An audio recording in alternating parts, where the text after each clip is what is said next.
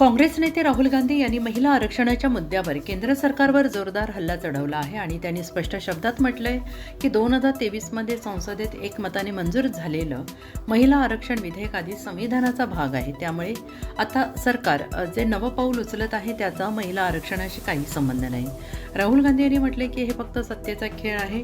Delimitation आणि गेरीमँडरिंगच्या माध्यमातून राजकीय फायद्यासाठी हा प्रयत्न केला जातो आहे. त्यांनी इशाराही दिला आहे की ओबीसी, दलित आणि आदिवासी समाजाचा हक्क कोणत्याही परिस्थितीत हिरावून घेऊ दिला जाणार नाही. जातीय जनगणनेचा डेटा दुर्लक्षित करून हिस्सा चोरी आम्ही सहन करणार नाही असं त्यांनी ठामपणे सांगितलं आहे.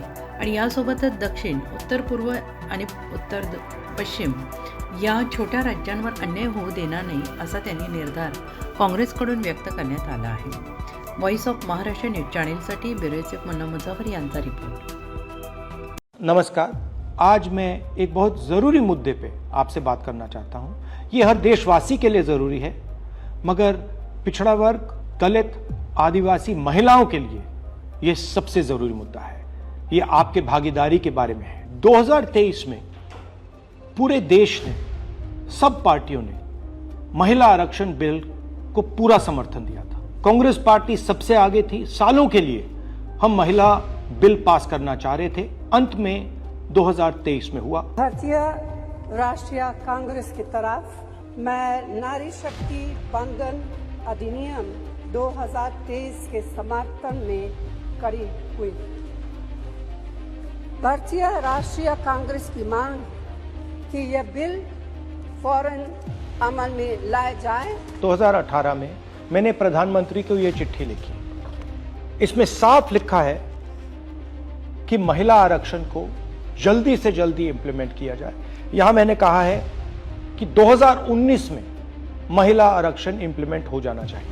उसके बाद 2023 में मैंने भाषण दिया, पार्लियामेंट हाउस में भाषण दिया, अनेक भाषण दिए, जिसमें मैंने कहा कि महिला आरक्षण देश के लिए जरूरी है और जल्दी से जल्दी इंप्लीमेंट हो जाना चाहिए. In my view, it is quite simple. This bill can be implemented today by giving 33% of the seats in the Lok Sabha and the Vidhan Sabha to India's women. I would like to have seen OBC reservation included in this bill. I think it is very important that a large chunk of India's population, large chunk of India's women should have access to this reservation. And that is missing in this bill. भाई और बहनों, अब बहुत बड़ी बेईमानी की जा रही है. प्रधानमंत्री नहीं चाहते कि कास्ट सेंसस, नए सेंसस, ओबीसी सेंसस के बेसिस पे यह निर्णय लिया जाए. वो चाहते हैं कि 2011 का सेंसस यूज किया जाए, जहां पे पिछड़े वर्ग का नंबर है ही नहीं. वो आपकी जो भागीदारी है उसको आपसे छीनना चाहते हैं. हमारा कहना है नया सेंसस चालू हो गया है.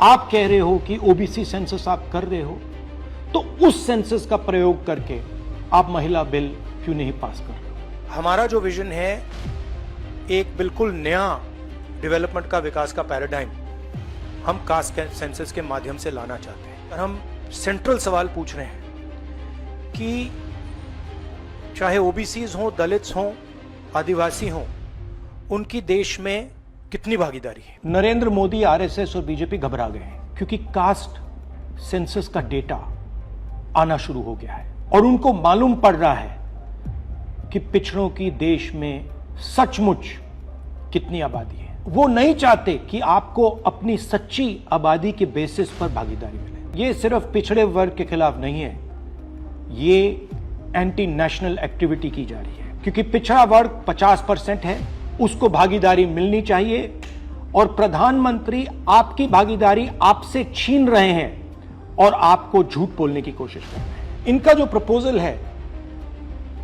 इसमें एक और बहुत खतरनाक चीज हो रही है. The government has unveiled a sweeping delimitation bill 2026 proposing a massive expansion of India's parliamentary representation. The strength of the Lok Sabha is set to jump from 545 to a staggering 850 seats. सच्चाई ये है कि अगर जो मोदी जी चाहते हैं हो जाए, तो जो छोटे स्टेट्स हैं, साउथ के स्टेट्स हैं और नॉर्थ ईस्ट के स्टेट्स हैं, उनका रिप्रेजेंटेशन कम हो जाए, उनको भयंकर नुकसान होने वाला है और मैं इसको एंटी नेशनल एक्टिविटी मानता हूं। हमारा जो स्टैंड है वो बिल्कुल क्लियर है।